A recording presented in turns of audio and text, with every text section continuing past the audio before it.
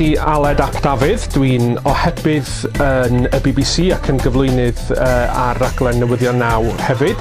Dwi'n gyn-ddisgybl yn ysgol Tryfan ym Mangor ac yn gyn-fyfyriwr ym Mhrifysgol Bangor.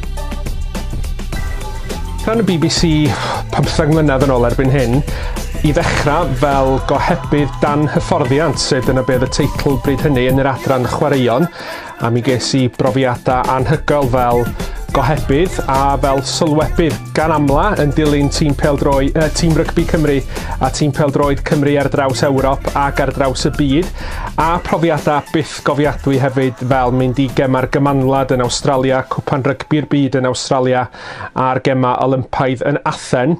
Ond ers hynny dwi wedi arall gyfeirio rhywfaint a wedi ymuno hefo'r adran newyddion i ddechrau fel gohebydd chwaraeon newyddion ar raglen newyddion, a wedyn fel gohebydd gwleidyddol am 2 blynedd yn ohebydd yn San Steffan yn Llundain, a wedyn dod nôl I fai Caerdydd wrth i'r broses ddatganoli fynd yn ei blaen.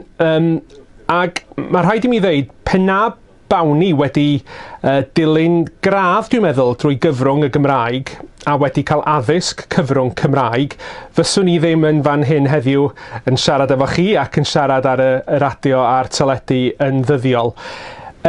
Mi fyswn I o bosib yn gallu gwneud fy swydd, ond mae'r ffaith fy mod i'n siarad Cymraeg wedi rhoi y cyfleoedd ychwanegol yna, ac mae o'n un arf arall sydd ganddo chi.